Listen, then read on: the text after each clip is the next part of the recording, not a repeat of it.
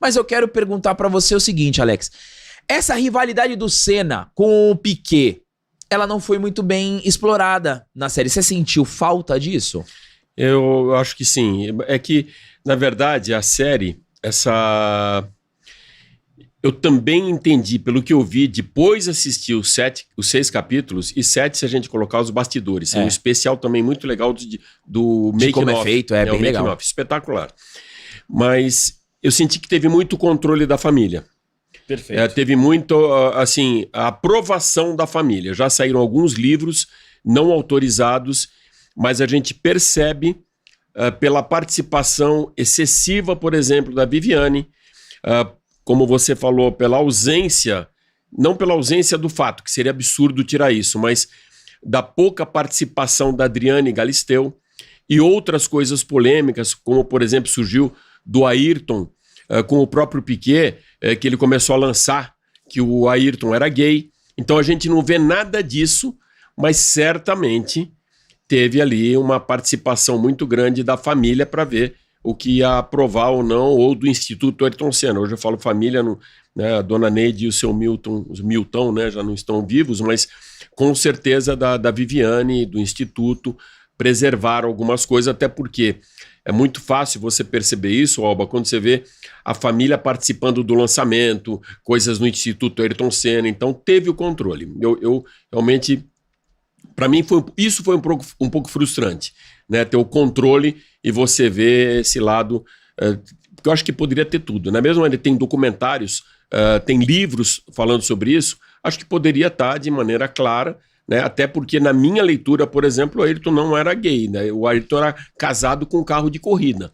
Muita gente confundia isso, não tá aqui, a gente não vê ele para lá, tal. Não via com ninguém, não via muito em festa, ele ia nas festas, principalmente durante a temporada, em que ele era obrigado pelo patrocinador, mas era um cara que chegava cedo na equipe, era o último a sair, e de novo, era casado com um carro de corrida. Mas surgiram boatos, por exemplo, então entrando nesse específico, existia um problema do Ayrton com o Piquet, principalmente por um veto, isso a gente escutou na época, do Ayrton pro Nelson para não correr com ele na Lotus. Na época, o Ayrton ainda com aquela Lotus, não, com a Lotus já amarelinha, né? Porque ele correu com aquela toda preta e dourada, maravilhosa, linda, né? Maravilhosa. Linda. Mas depois, quando virou amarela, teve um veto e acabou sendo... e teve uma entrada de Satoru Nakajima japonês por causa da entrada dos motores Honda.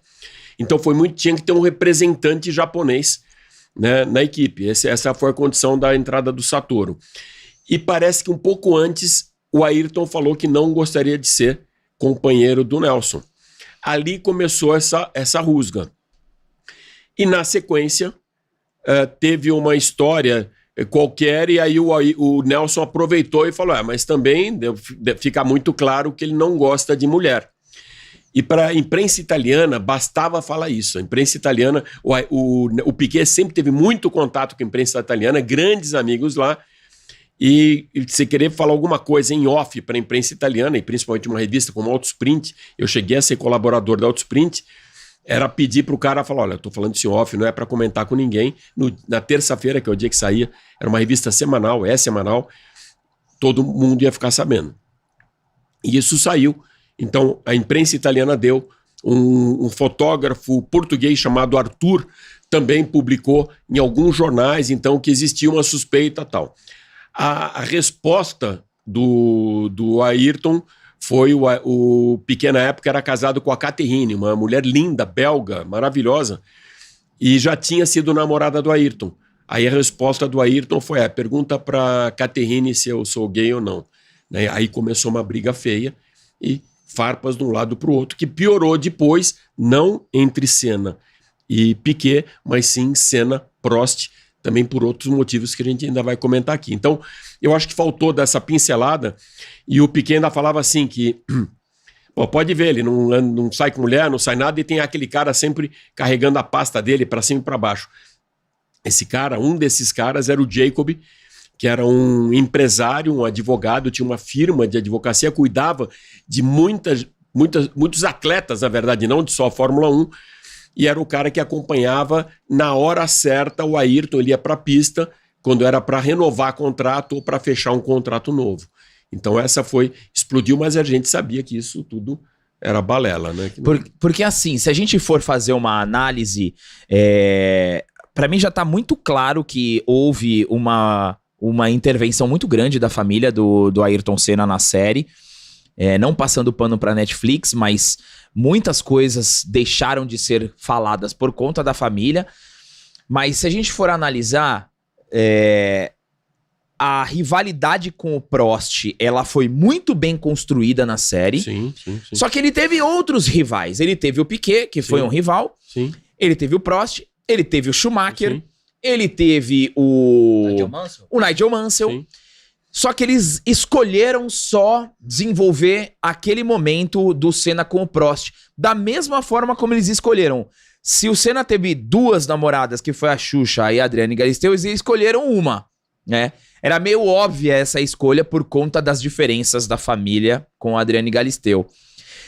Você acha que o fato deles não terem destacado as rivalidades do Senna com o Piquet, com o Mansell e com o Schumacher esvaziou um pouquinho da história dele como piloto?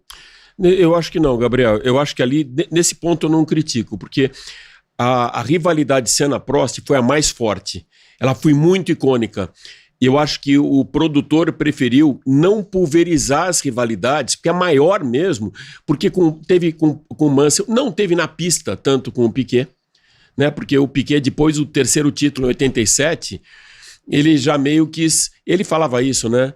Assinava contrato para ganhar dinheiro e um abraço. Então já estava satisfeito. Ele chegou a fazer um contrato que ele se deu muito bem, milionário, que ele não tinha mais salário, ele ganhava por sucesso, por pontos. Segundo ele, foi o ano que ele mais ganhou dinheiro. Então, para ele já estava. Ele não foi...